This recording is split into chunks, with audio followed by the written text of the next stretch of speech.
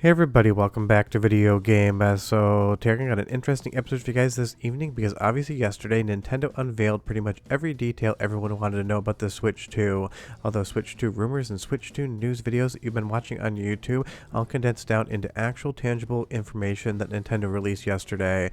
All of the launch lineup games, all of the hardware and everything else. And we're not going to really be talking about that today because obviously other channels have done that and that's not really what I'm here for. What I'm here to talk about is the fact that my inbox absolutely blew up on Twitter, on Discord, and pretty much everywhere else, asking about the game key cards and what I thought they would mean towards video game preservation in the future. So we're going to be talking about some of that in this video today, going over what that means and what it could mean, if it's going to be a stain on the Nintendo Switch 2, or if it is just another way to distribute games. Because what we found out yesterday after the Nintendo Direct is that there are going to be some games released as game key cards, and what that means is the game isn't physically on the card whatsoever. It is a download key that allows you to download the game and then play it like any other game. But there's one big pending question that absolutely nobody, myself included, knows the answer to, and Nintendo is being shy about actually telling us. Are these game cards something that you can give to a friend and they can use it to play the game, or are these basically one-time use situations where this key is locked to your Nintendo account and to your Nintendo Switch 2? We just don't know yet, and that's definitely going to affect a lot of things moving forward as far as just how good or bad of an idea this actually is. And of course with Nintendo, you probably know there's some sort of asterisk in there that is just absolutely going to make this a mind-bogglingly frustrating experience for sure, because they just haven't really been on a consumer-friendly tear lately. But this game key card is one of those situations. Obviously Nintendo is trying to keep costs down for developers. As a filmmaker who uses cards all day long, I can tell you when I put a 2TB card into my Blackmagic Pixels, I'm putting like a $600 bill in there. Something like Street Fighter 6 that is going to be releasing on Nintendo Switch 2 is going to be a game key card game, which means that the game's not actually on the cartridge whatsoever, just that unlock code. And Nintendo does say that you do need to keep the game card in the Switch 2 to play it, and you can be offline to do so. So obviously there is some sort of authorization handshake between the download and what you're getting, where other games like the new Mario Kart are going to just be on the cartridge. So obviously that's something that you could trade back in, you could sell to a friend, you could let your little brother borrow, you could do whatever you wanted with it.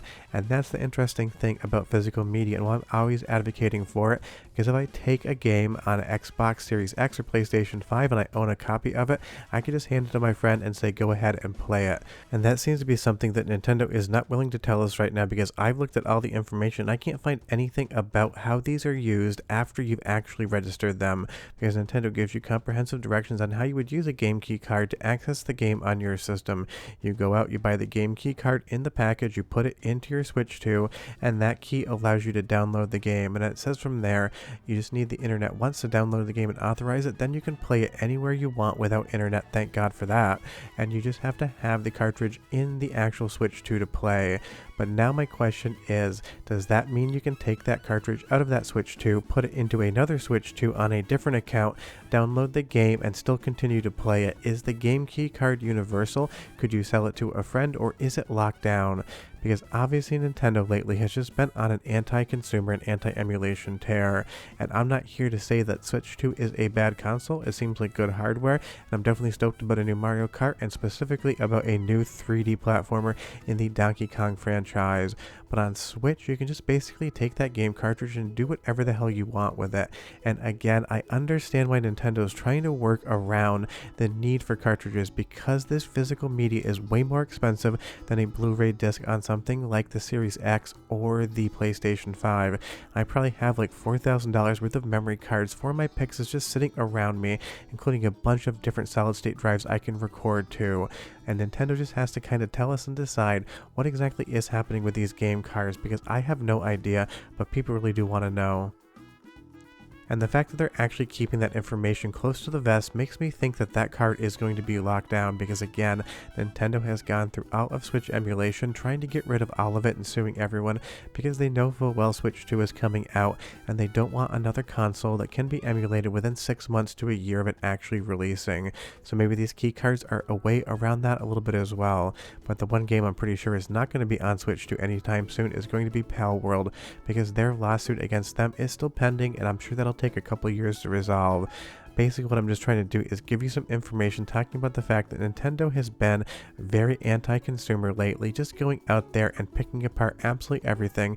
So if I had to guess, the game key card might be locked down, but I want to stress I do not know the answer to that, so I really can't tell you what the situation is going to be. We're just going to have to wait and see. But I feel like in my heart of hearts, if you could just take that game key card and give it to a friend and they could play the game because the key follows the card, Nintendo would have told you that you can do this. Imagine if you have kids, you have 2 children and they both have a Switch with different accounts.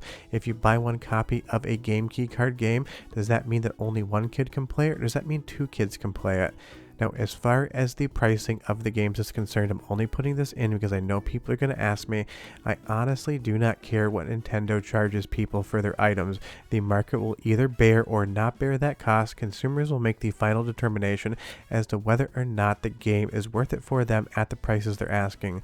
But I will say the pricing doesn't really make much sense to me whatsoever. How is something that's already released going to be an $80 game, or a brand new Donkey Kong game, Donkey Kong Bananza, is going to be a $70 game? That causes consumer confusion. Why is a brand new game, a new developed game for Switch 2, going to be $10 less than an enhanced re-release of a game that you probably already own on Switch if you're a Nintendo fan? That one is a little strange, and I will give that to the internet being frustrated by it. But as far as $70 and $80 games are concerned, do I want to pay $80 for a game? Not exactly, but if the game provides the value for that $80, then I understand that I kind of have to trade my money out and put it where I want to spend it. So as far again as the cost is concerned, it is definitely a little bit confusing. I don't understand it, but Nintendo can charge whatever they want. And you as a consumer, if you don't want to buy that, totally fine as well. Now, another thing that people are asking me about is what was going on with this Japanese-only Nintendo Switch 2. Basically, there is one unit that is going to be region-locked, sold only in Japan, and locked to the Japanese region, which I don't love region locking in general, but at least it's not the entire Switch 2 lineup. I'm so glad we're out of the era of region locking. You can just buy a console, a game from wherever, and it will work. And if you buy the US or any other region Switch 2 that isn't the Japanese exclusive variant for one language, and you can put in a Japanese game and you're totally fine. Now, I know this is upsetting some people, and I totally give you that, but this is a situation where the Japanese yen is absolutely in the gutter right now. It is as low as I've seen it in a very long time, and trust me, I do keep track because I do love importing things from Japan, whether it's old arcade hardware or new stuff. So they're basically just trying to figure out a way to not end up losing their shirts on gray market imports, because I buy a lot of Japanese arcade PCBs from different Japanese companies and even private sellers, even on Yahoo Auctions Japan.